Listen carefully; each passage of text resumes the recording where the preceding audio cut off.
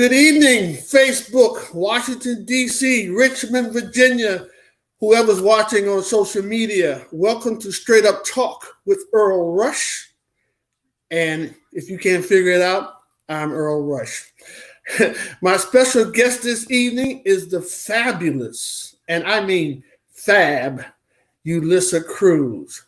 She's a choreographer, a dance instructor, out of control off the clave performer, and she's really a one-of-a-kind talent and has had an amazing career, and I'm lucky to have her on the show this evening. But you're busy, I'm busy. We're going to get straight to the point. I'm going to see if I can catch up with Miss Julissa Cruz. Hi. Julissa, how are you? Good. Thank you so much for, as I told you earlier, for coming on and helping me with my little show. Give me a little bit of salsa street credibility. I really appreciate it. And you better work those earrings, girlfriend. Okay, all right. Okay. So we're going to get straight to it. It's going to be not too complicated. We're going to start from, say, like 5 up until now. So I was doing some research, and I read that you basically learned from your mom in the kitchen as far as dancing. Yeah, well, dance was always a big part of my childhood. I mean, we always played music every day pretty much. And when my mom would be in the kitchen, that's where we would do most of our dancing. It had the best floor for spinning, you know, the little linoleum or whatever you had. So it was always good in socks.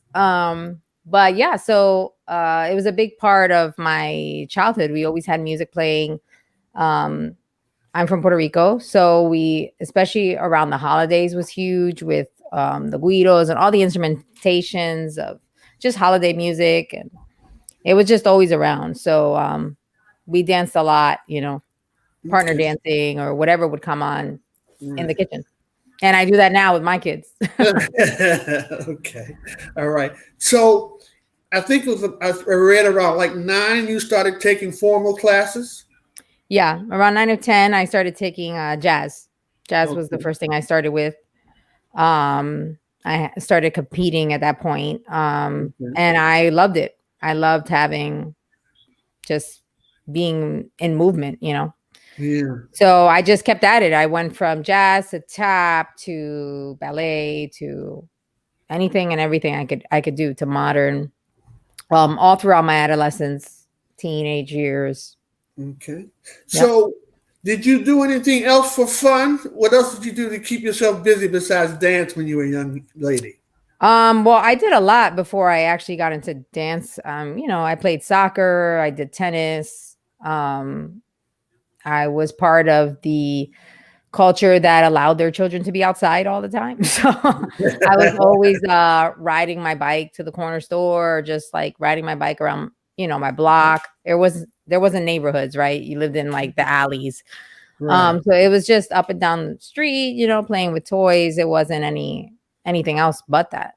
Right. Outside of going to like either soccer or tennis, running, like that. Okay. So when you were you a smart student when you were in junior high school and high school? Were you good with the books? I think I got by. I mean, I wouldn't consider myself like an AP student or anything like that, but I got, you know, pretty decent grades, A's and B's usually, some C's. But I was pretty, you know, I knew that I needed to have good grades in order to keep dancing. So it always went one and the same. Right.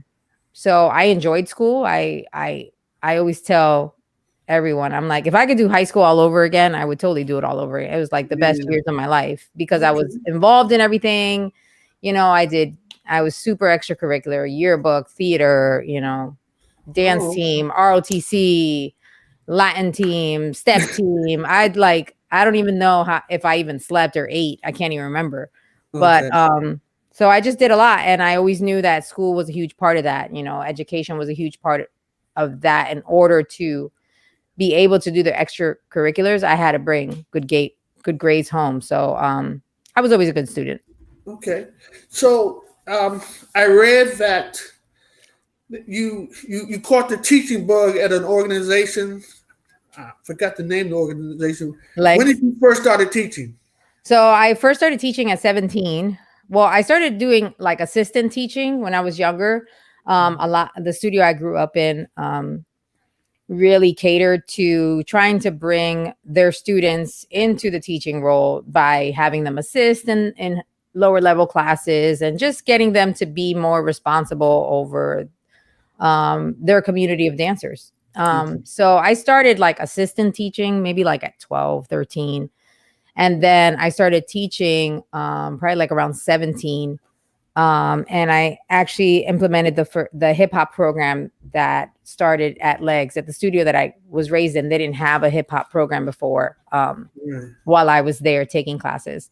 And then slowly I brought salsa there too. So it was a huge thing for me to bring two forms of movement that I felt really passionate about into the place where it basically taught me how to be me in movement. So it was cool. That's awesome. That's awesome. So that's where you caught your teaching bug at, where you For really sure. I had some really, really influential teachers there at Leggz Dance Academy, which is still there, today. They just got new ownership, but actually the new ownership is one of the first students that they ever had. So they're going about 33. This is like their 33rd year, actually. Wow. So really impressive. Okay. So we moved on. We're growing up. When did you how did you start becoming a member of Salsa Heat? Is that the first group you danced with? Salsa Heat? Yep. How did that come about? I don't bounce around from team to team. So actually I found Salsa Heat found me. I had no idea that they existed. I was about 19. So you turn 18 in Florida, you're allowed to go out to the club. So that's what you do. You go out to all these clubs once you turn, for ladies, you go out, So I started going out and, my friends, we started going to Latin clubs because it's my culture. I love to be around that music. And actually I met Andres Echevarria, que pan descanse. I met him in 2002, the end of 2002 at a club. Okay. And my friend actually knew him as an instructor of Salsa Heat. And she was like, oh, you have to dance with him. You have to dance with him. And I'm like, I'm not trying to ask nobody to dance. It's okay. Because I knew that I wasn't like putting my arm up like everyone else. I just, whatever, I followed. So she asked him to ask me. He's just like, oh, my friend knows how to dance. I want you to dance with her, And he came over and he was like, you want to dance? It's like one of those teachers like, okay, let me do this favor for my other student, Right. She was taking classes at that time. So we start dancing. And I see that he like preps for like a turn, like a rotation of some sort. And I was like, oh, I can turn. So I just prep like I know, like my jazz turn, not like a salsa turn, but I just prep to do a pirouette. And, I start turning and then he starts turning. He's like, wait, you can turn? And then it's just like, he's like, oh, you have to come to my team and blah, blah. I have this. And I'm like, nah, I'm good. So he contacted me through my friend and he was like, they really want you on the team because, like you have a dance background and blah, blah, blah, blah, blah, and all this stuff. So I went one day all the way. It was like almost 45 minutes from my house, like 3 toll roads later. I was like, what in the heck? And I met with their director, who at the time was Doris Caban. And he was like, I want you to join the company. This is the dance company and blah, blah. And I'm like, well, I've never taken like a formal salsa class. I've only had other styles of dance. And they were like, it's perfect. Doris Caban is, she was ballerina. She loves having people that have other backgrounds. So I said yes. And that started the journey of being part of Salsa Heat, learning their choreography. I learned their choreography I joined them like the end of January. And then we had our first competition in April, like 2 months later of me joining, jumping right in. Right. So it was just a huge, huge journey. So I was with Salsa Heat for about a year, and then they needed Doris Caban had left as the director, And then Michael Barberi, who's the owner, was like, "Hey, you want to be the director?" I'm like, "The director of the company?" They were like, "Yeah, because you can do it." I'm like, "Okay." I was the youngest girl on the group. I was 20 years old when I became the director of Salsa Heat, their professional company. I was the youngest girl, and I was really the youngest member. The only other person who was younger than me was Ben, and he's only younger than me by like 3 or 4 months, like. Right. So it was like I had all these elders, and I'm like, okay, I have to tell you what to do right now, but I'm gonna respect my elders too, Right. So it was a great experience for me to be in leadership, and I learned a lot. I grew a lot. I matured a lot. I really, it's different when you go from teaching at a dance studio and you're teaching children, Yes. which, truth be told, adults can be like children, but it's different with adults because they actually have real jobs and they have careers, and Right. so it was just a different experience, and I'm super grateful for having it. I think it definitely propelled me in the right direction to just learning more about people and learning more about leadership in general. So yeah. For those who are listening in, and you may not be aware back at that time, but at that time, and me, I'm very critical about groups. Salsa Heat was one of the hottest groups out at the time. Yeah. Okay? I mean, seriously, I'm not saying that because you listened on the interview. Oh, I agree. Salsa Heat was the ish. Okay, as they say on Facebook. I don't want to curse on social media, but they were really off the chain for real. Yeah. I think I think Salsa Heat in the period that I was in there was really was setting the bar. The problem is that we were in Florida, so I don't think until you leave Florida, you don't really get the recognition, or you have to bring a lot of people to Florida. And at that point, the Florida Congresses weren't in existence yet. Yeah. Had they been in existence at the time where, Salsa Heat was really up there, and 2002, 2003 up to like 2008, Right. But the first Congress didn't hit there till 2007. Right. So I think if they would have coincided, I think a lot more people would have recognized how, and all Florida, there's a lot of dope talent in Florida that just doesn't get seen, Yeah. Now, I'm going to jump ahead a little bit, and then I want to come back. I don't like the flip-flop, but I remember when I was a big fan of Salsa Heat, and I remember when you guys came up to the Philly Jam. Yes. Okay. And you guys did an off the clave performance. And I was like telling my friends, I said, that's Salsa Heat. That's Salsa Heat. You guys came up there and rocked the place. And that was a great event because they had groups from Chicago, Florida. That's right. You guys were there. Do you remember that event? Yeah, that's right. Nicky Jam. Yeah, Nicholas. Jam. Yeah. Okay. Yeah, that was a great event. Let's go back. I don't like the flip flop. I apologize. You're good. Okay. So you're the director now. So how did it come about that you became the choreographer for Miguel, the play? Oh, that was a lot. When was Miguel? Miguel was what? 2008? Yeah, 2008. Yeah, 2000. Yeah. Or was it 2009? I can't even remember when I can't remember when we actually aired it, because we rehearsed it for about, God, I want to say about a year. With Miguel, okay, so the creator of Miguel, the writer, the director, the producer, was a gentleman called Emilio Aldea. He was also from Florida, huge genius. What's up? I see people saying hi to me.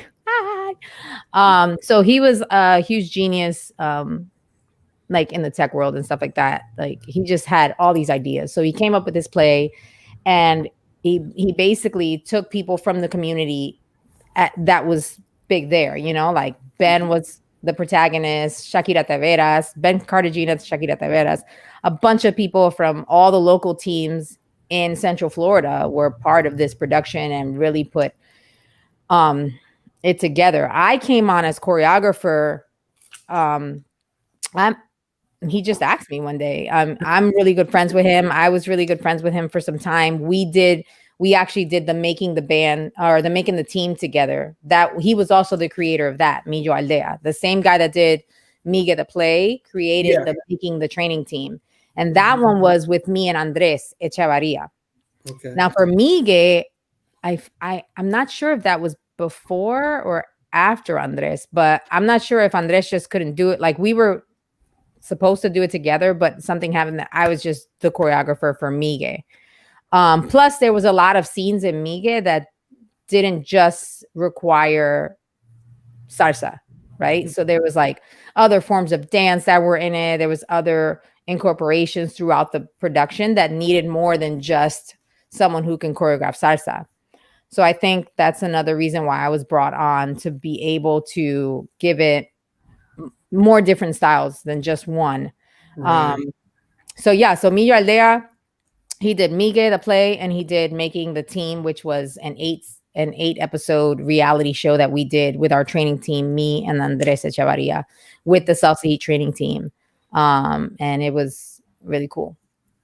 Yeah, I just found out about that making the team. Yeah, Tanya was telling me about it. She was saying about, ask her about making the team. I'm like, yeah, man.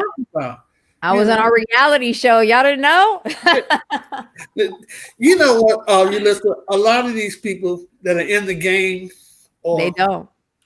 Well, everyone in the game knows, but new people who come into the game, they don't know what anybody has done. For you know, and they're not exposed to anything, so they don't know. And I think that's a sad part of our dance community now. Not that it's sad that they don't know me. I'm no one, but what I'm saying is that you don't research to look at what was done before you and how we've evolved, because in seeing the evolution of where we've come, it just makes you appreciate so much more the trajectory of where we're going.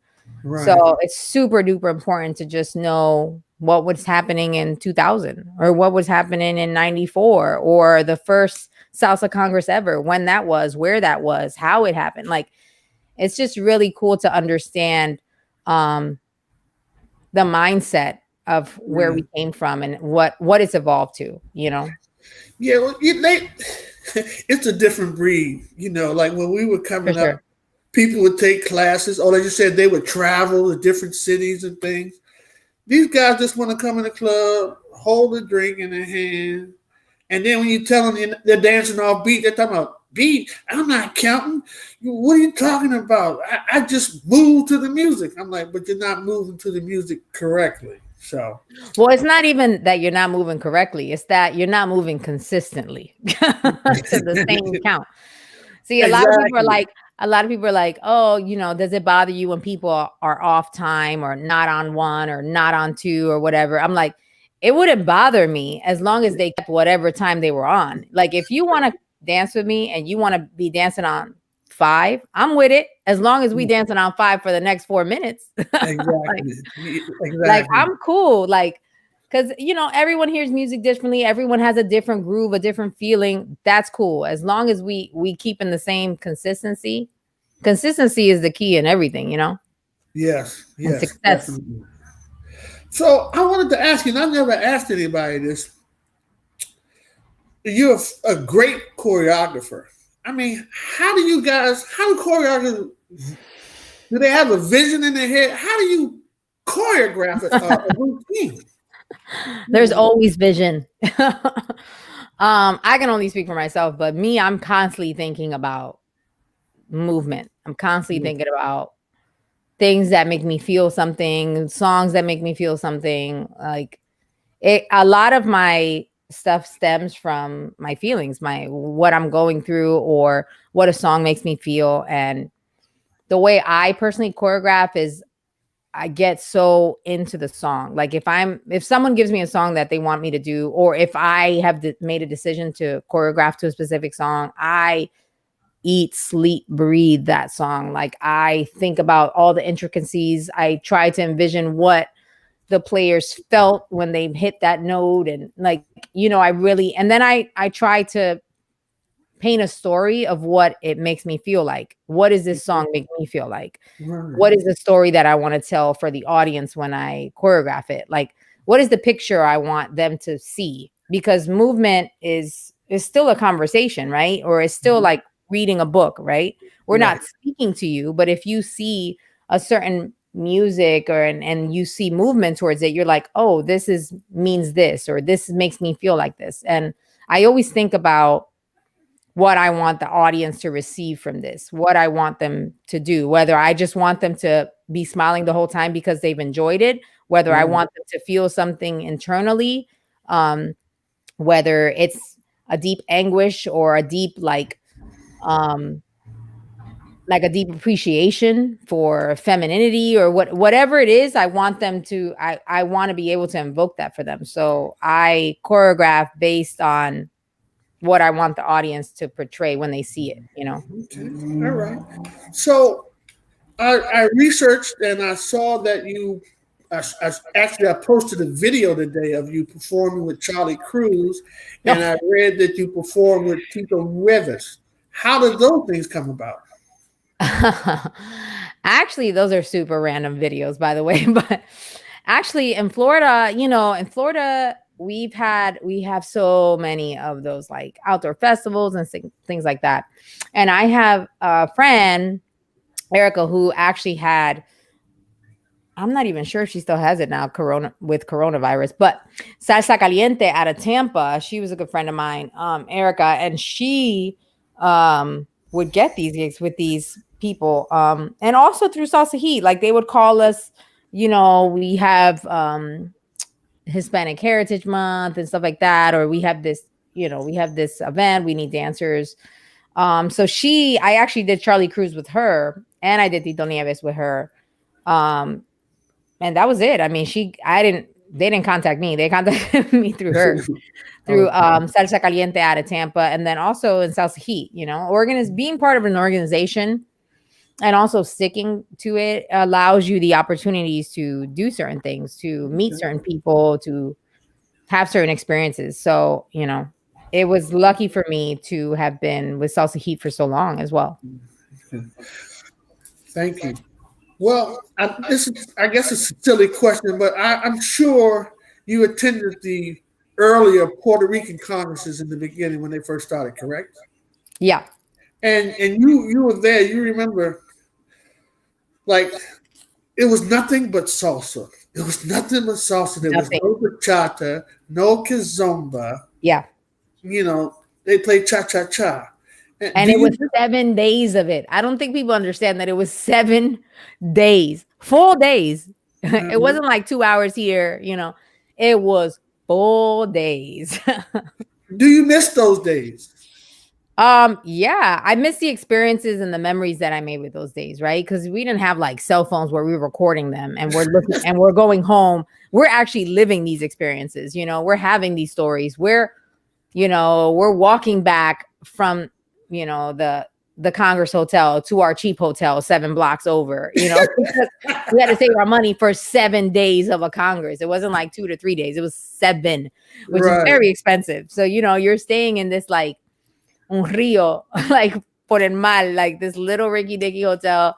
And then you're going to have to walk. And then, like all those experiences, I cherish them so much. I appreciate them. Right. And with the people, the people, of course, the people that you're there, the people that you get to see, Yeah. I remember the first year we went to, actually the second year we went to Puerto Rico Congress, and I got, what's his name? Tomas Guerrero. He asked me to dance, right? And I'm not a fangirl of anybody. Like, I'm just not because I don't like, I'm a fangirl now in my older age, but when I was younger, I was like, okay, yeah, they all dance salsa like we dance salsa. Like, it wasn't like that. Like, I thought we were just all the same. And the people on my team, like the fellas on my team, were like, yo, but that's like Mr. Santo Rico. And da, da, da. So they would always be like, come on, Julissa, go dance with it, and I'm like, stop, I don't want to dance with them. Like, stop pushing me to people. And they're like, you have to dance with them, because they were fangirling, Right. The leads on my team, all the fellas were like fangirling on everything New York, you know, everything Santo Rico, everything Tomas. So I got to dance with him, and and I knocked him with my elbow. Oh, when God. I tell you, I was so bad, like I knocked him and he was like, and he just went back like this, and I was like, oh my God, oh my God, oh my God, oh my God. I was like 5'6'7", 5'6'7". He was cool. He was like, it's okay, girl, it's okay. But I was like, I'm sure he did not want me to. But Right. you know, people hype you up so much. You know, they hype these people up to be more than just dancers, you know, and then they get you all nervous and you're like, sorry. So I'll never forget that. That was like one of my first Puerto Rico Congress experiences. But it was cool. Tomas is a cool person. So and he never brought it up. Let me ask you this. Do you dance bachata? I do. I can dance it socially. I don't get asked very much. And I don't go to like, well, actually, you know, these last couple years, because, you know, I have a bromance with Kat Arias. I've gone to her events and I've gone to her anniversaries to celebrate Ferocity. And, you know, I get asked to dance and I live my bachata life. But, you know, the thing with bachata and me is I feel really funny. Like I'm laughing the entire time because, you know, I'm like, I don't know what I'm doing. But it's a good time. It's, you know, like anything else, it's a good time with the right people, right? Like, if you just, you know, doing it for everything else that's not what I'm about, then it's not going to be a good time dancing with me. But right. But I do. I enjoy. Yeah, I used to teach bachata. I used to teach bachata in Florida. You know, the traditional style. I didn't know. Okay. And actually, to learn more, because I think all teachers should do this, even if it's not your cup of tea or whatever. I actually took a 4 hours master class with 2 of the sensual bachata instructors that Kat brought in one time. 4 hours as a lead. I took it as a lead. Not as a follow. I took it as a lead. So I was, you know, body rolling all the girls in the class. But, you know, I will say once I learned, you know, and how to do it correctly, the technique of it. And I was like, oh, this makes total sense. And now I know certain people are doing it wrong. Like, right. But it really gave me appreciation for the craft in and of itself, you know, because it's hard to lead anyone, right? Especially without words. Yeah. But it was cool. 4 hours of sensual bachata. It was an experience. I love you, Kat. That's because Do you remember when the Puerto Rican Congress was at the El Caribe Hotel? Yes. When I went down there, girl, I was just like in hog heaven. I'm seeing dancers from all over the place, you know. And a lot of people who are big stars now, they were kind of like just starting out back then. Yes, you know? yes. I saw all of them, you know, and the energy in the room. If you never went to the Puerto Rican Congress at the El Caribe, I can't explain it. You had to be there, but you had to. It definitely was nothing like it, for sure. It's not even. I mean, the congresses of today are dope. They have some really dope things that they have, you know, progressed into and stuff like that. But they just do not measure up to what the first congresses were, and like the energy, you know, it just doesn't, you know, just doesn't measure up. But there's a lot of dope congresses out here now, you know, like. Yeah, they are, but it wasn't like that. Yeah. No one ever. Yeah. No one ever forgets their first love, you know, their first Congress. Exactly. People always accuse me of living in the past. Earl, that was years ago, but that's what I liked, and I'm never going to forget that experience, you know? Yeah, for sure. Okay, so we're director of Salsa Heat. We're down in Florida. We're kicking ass, Salsa Heat. Why did you have to move to Richmond? What made you relocate? My husband. Okay.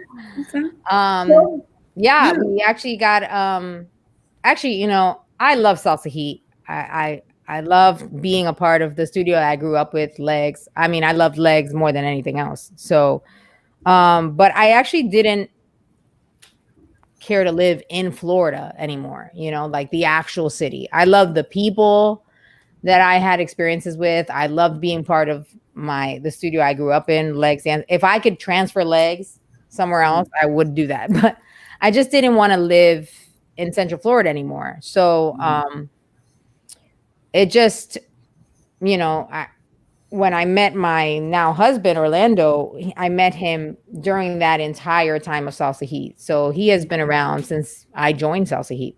Oh, okay.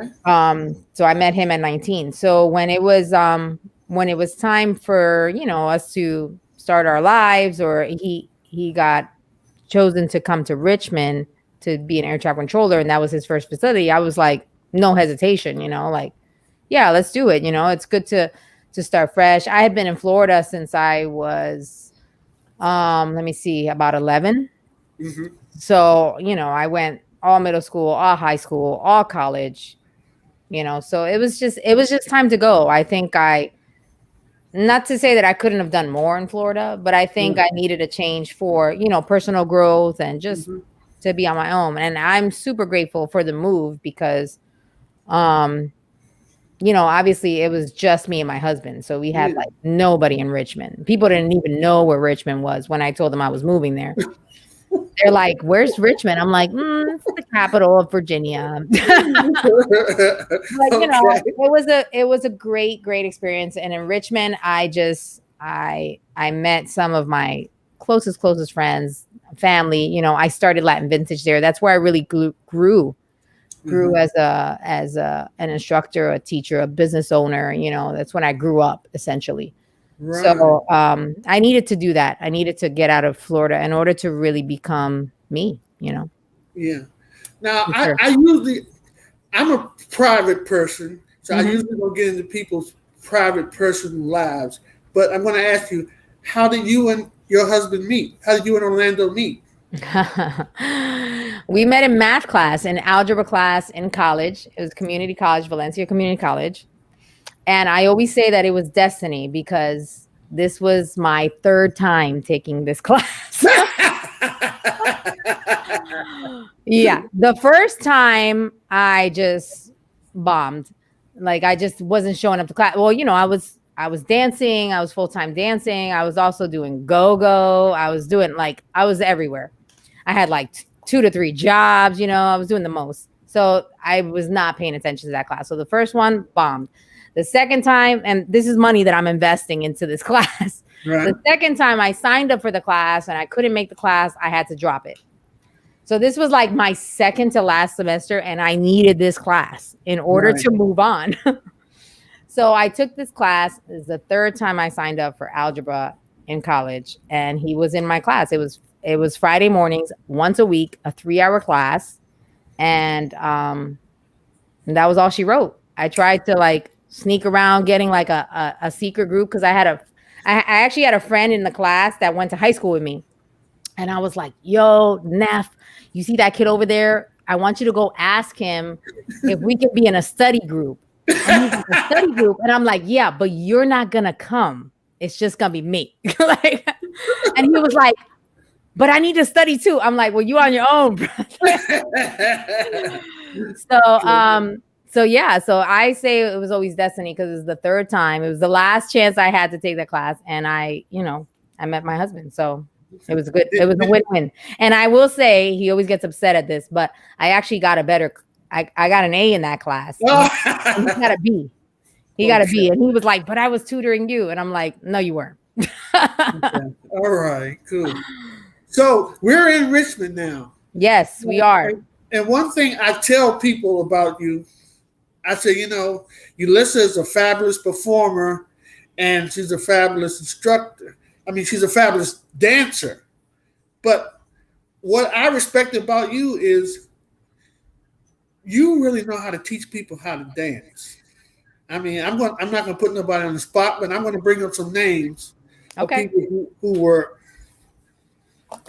probably could barely walk across the street. But this is when I knew that you had teaching skills. You guys came up to the Resolution Jam in Arlington. And my man, DJ A Plus, was in the group. Okay. We're friends. I'm not Alvin. trying to say that he was a bum or anything, but you know, his father owned a restaurant in A plus. Alvin worked at a bank. Okay. And I met him Yeah, through he Steve did. Green. I went down to his restaurant a couple of times, but let's not play games. Alvin was not no world killer as far as the dancing.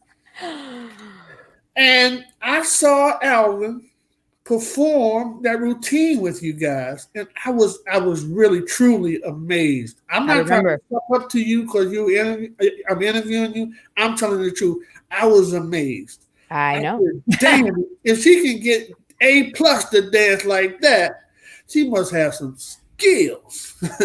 Okay, and We I worked don't hard know. in Richmond, man. I don't know how she was before you met her, so I'm not going to be hard on her like I was with Alvin.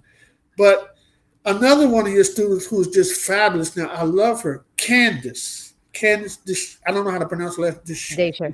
Yeah, She she's grew a lot for sure. she's a beast. Okay, and I know that she learned from you. So I have all the utmost respect for you because it's like you're taking people who barely walk From across the zero. From zero. and turn them. So I'm not gonna hate. I have to give you respect for that, for real. Thank you, But man. I want I to tell you a appreciate that. funny. I'm going to tell you a funny story, and this is a true story. We talked about it earlier. I was talking about one of your students, and I was talking about who was up and coming in the area on Facebook, and Hmm. it was Rudy Tellis. And everybody's like, Earl, who do you think you are? Who in the hell are you to say who's up and coming? You know how people are because I think I know everything. And so now, yeah, Earl, right, right. And the next week after I mentioned him on Facebook, he went to place in the World Latin. I don't World know. Latin Cup. He went to place. He placed first in the amateur division right after I had said that. So I'm You're like, psychic. You're psychic, bro. You're all well, knowing. now I know talent. That boy is good. That young man is good. Okay, and Yes, I he know is. he studied with you. And another one, my nephew, Vincent Emmanuel. You've Your turned out. nephew. You He you have sure is turned. your nephew. I can see that. I can see the resemblance there. Oh no Vicente el Inocente. Go Earl. no the young guys. Yeah, yeah. Instead of calling me old man Earl, they say they call me their uncle. That's that. I'm not really No, into no, it. no. He is your But you nephew. have turned out some people that are really, really good. Yeah. So, I have respect for you for that. But I want to know, how did you come up with the name Latin Vintage?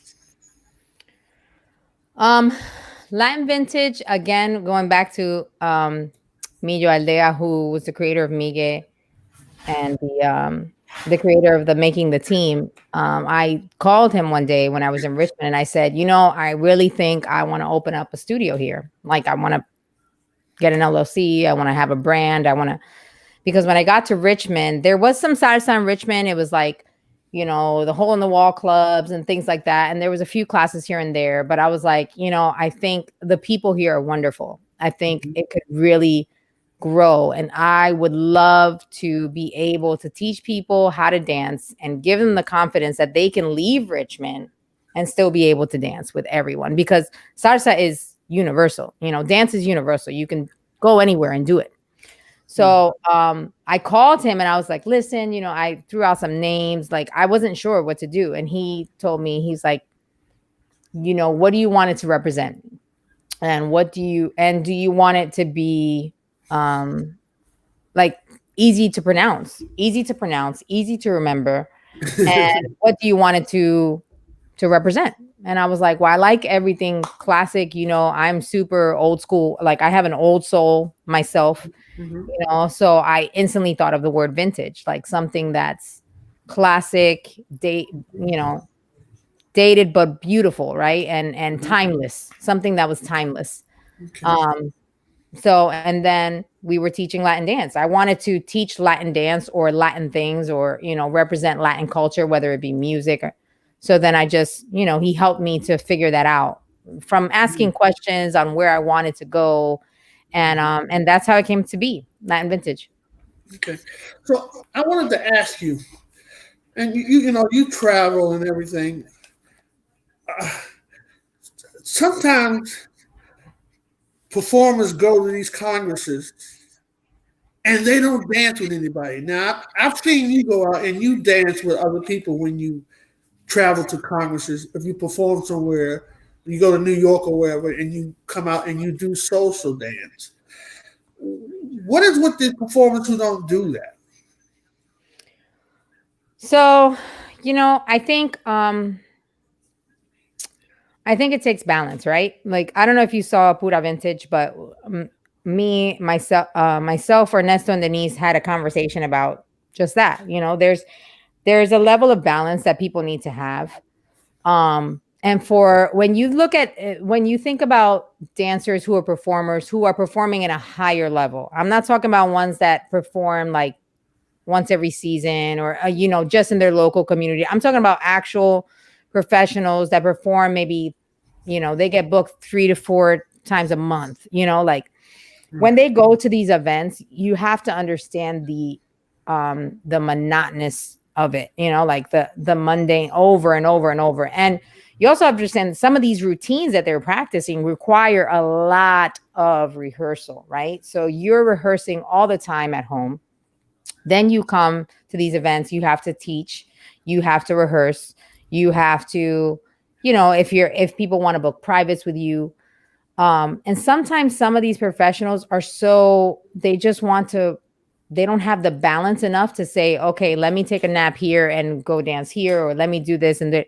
And a lot of times, and I can't speak for everyone, but there are some that have been in it so long. I'm talking about like years. Right. Some people have been professional dancers for like 8 years. And I don't know if any of y'all in the audience have been a professional dancer for that long, but our bodies can only take so much. So to add social dancing on top of it in a night where, like a full day of stuff, it's hard, it's just hard. Now, I will say that it does require some balances, because I think it is important for professional dancers as a whole to still be able to go out and social dance, even if it's for an hour or two, right? And it doesn't have to be till 5 o'clock in the morning. You don't have to close the ballroom, but one, to showcase the support for the event, obviously, but also to support the other people who are also learning and who maybe look up to you or who want to see you dance in a natural setting. And it all goes back to that statement earlier where I said, you never forget your first love. And most people started social dancing. So if you're not social dancing now, it's like, okay, so where is this relationship with movement? Where has it taken you if you are not coming right back around to your first love, at least every now and then, Right. So I think it does require some balance from a lot of people. I mean, I get tired too, like when I was in the thick of really doing Latin vintage and doing things, it's hard to be like, oh, I want to go out dancing, like we're exhausted. But, if you get a crowd and you're like, okay, we just rehearsed to 11:30, we're still going to go for this past hour, 30 minutes away right. to go to a Salsa Friday looking crazy. Like, but we loved it. And we loved being in that environment. And we thought about our first love, right? Like, this is a good time, regardless of how much we rehearse. But some people rehearse so much that they don't have that balance.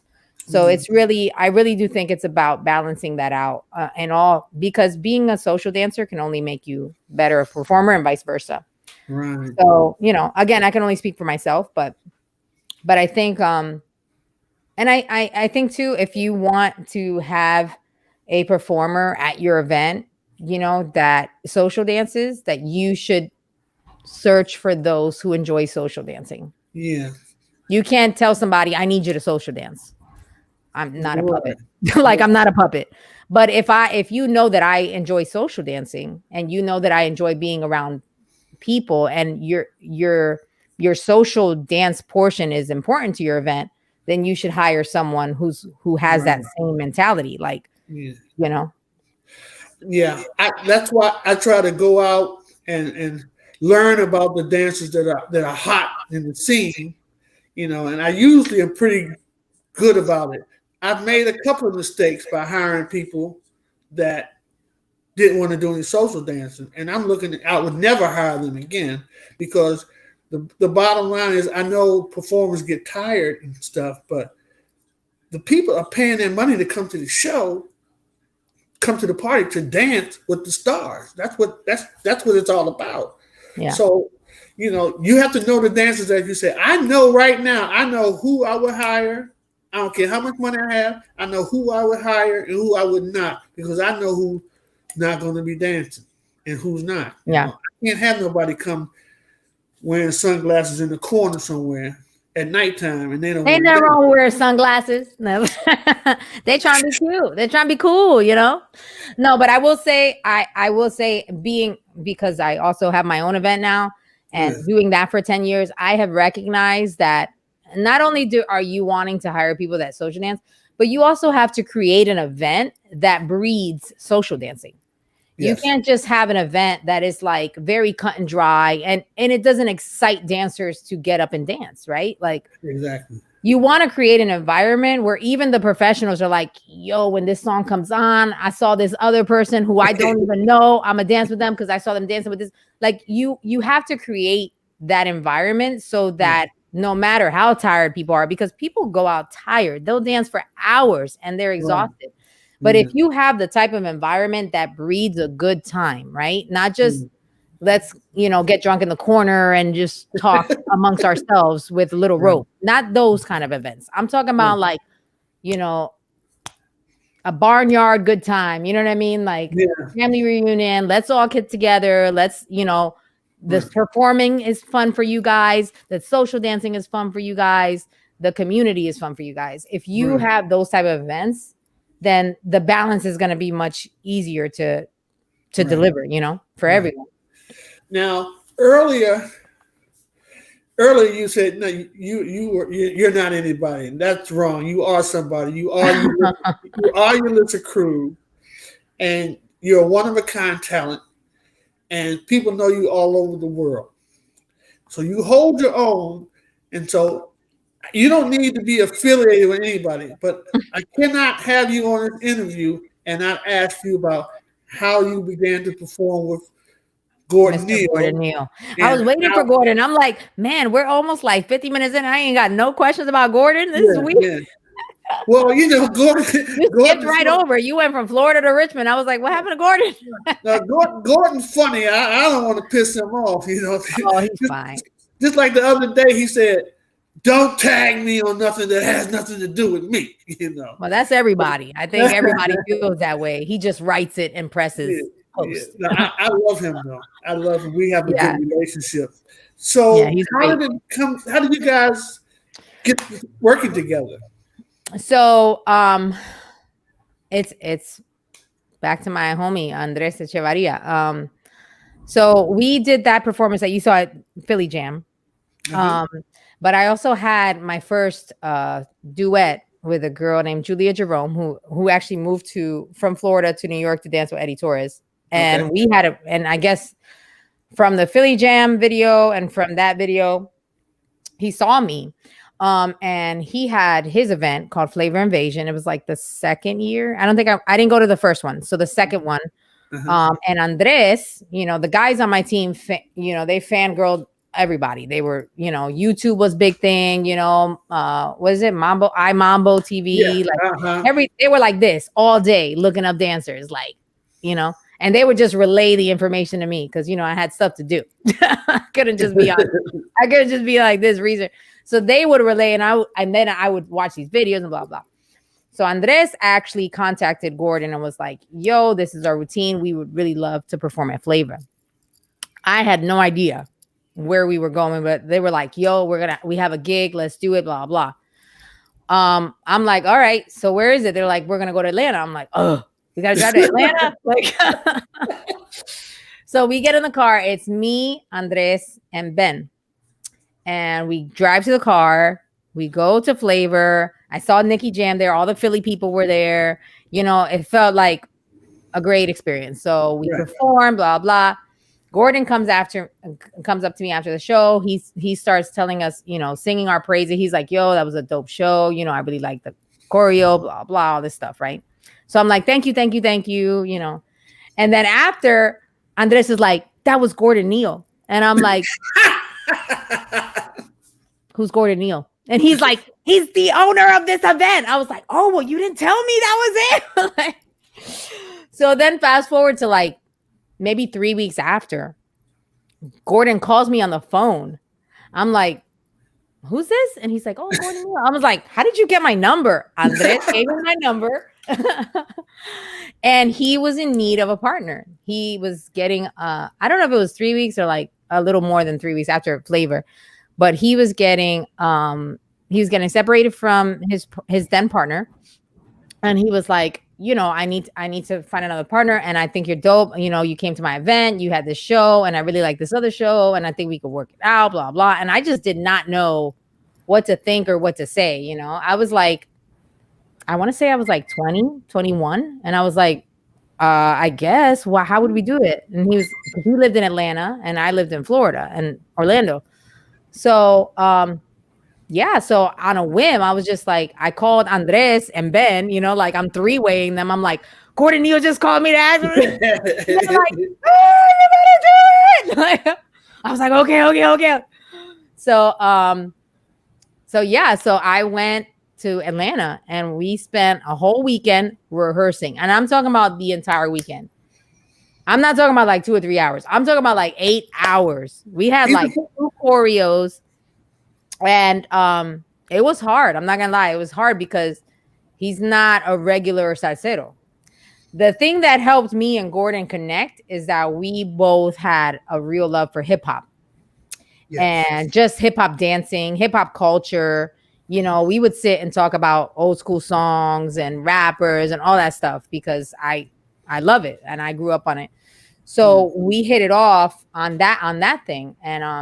And that's where, and because I have other dance background, we just meshed. And then it just became like clockwork. He became like my older brother. I learned a lot. I grew a lot. At first I was like, yeah, he's like my other husband because, you have to compromise in every kind of partnership you have in life. Every relationship there's give and take. So, but he's definitely like my older brother. I'm the wiser one, I will say, but he's definitely a force. And so that's how it all came to be. Wow. And we partnered for 7 or 8 years. Yeah. Thank you for telling me that, because my goal for every interview is to learn something new about the person that I am interviewing. I didn't know you guys had known each other for so long. I didn't know you started out at a younger age being partners. Yeah. I thought it was a little later. Okay. For those of you who don't know Gordon Neal is one of the baddest dudes that's ever been in the game. And when Julissa tells you it was hard, and she said they practiced all weekend.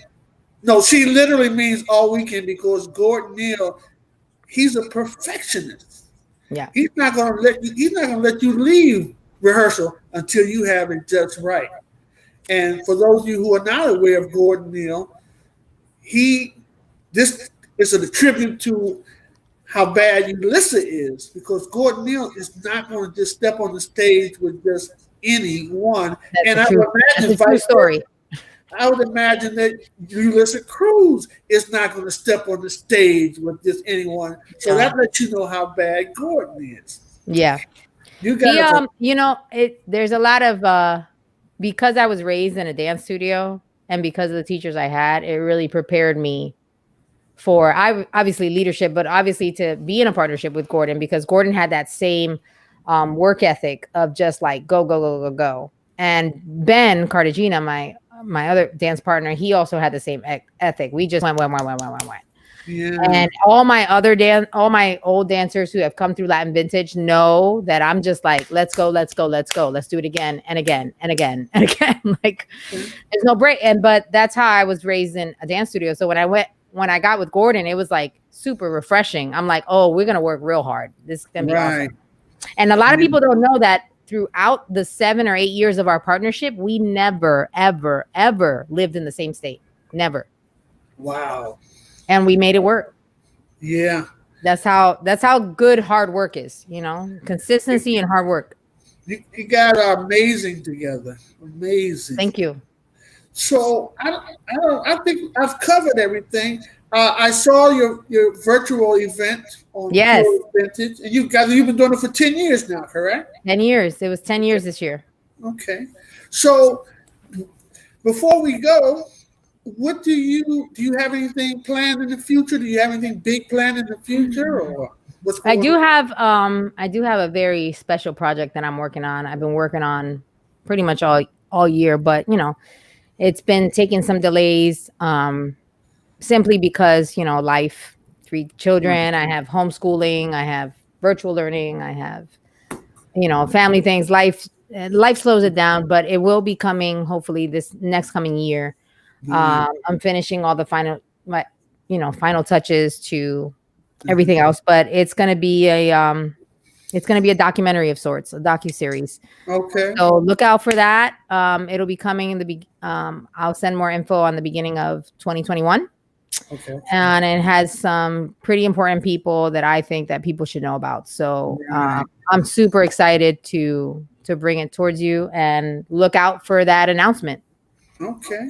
All right. So I'm going to ask you before you go, Julissa, do you honestly think if I paid attention to you seriously and was serious about it, do you think you could have me do one of your routines? Do you think you could teach me one of your routines? One of my current routines? No. Yeah, I think you could. Yeah, I mean, you got to listen to everything I say, Earl. Right. You got to do it to the T. Right. You got to practice on your own. You got, Yeah. You got to wear the high-waisted pants with the. Okay. All right. I mean, to be honest with you, I figured if A+ can do one of your routines and Vincent can do one of your routines, I think that I probably could do one of the routines. But Vince is pretty good, though. Vince is good, man. Vince also, I met Vince through Gordon. Yeah. Yeah. So that's a beautiful thing. Good people, man. Good people in our community. Yeah.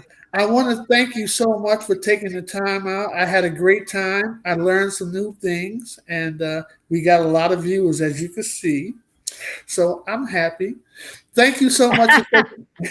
Thank you so much for taking the time out and talk to me. And I look forward to your upcoming project. I'm going to help you promote it. Remember, I told you we had an agreement. You did a favor for me one time. So I'm going to promote that new project you have. Yes. All right. Thank you so much. Thank you. I hope you have a great evening. Bye, guys. Thanks for watching. Bye-bye.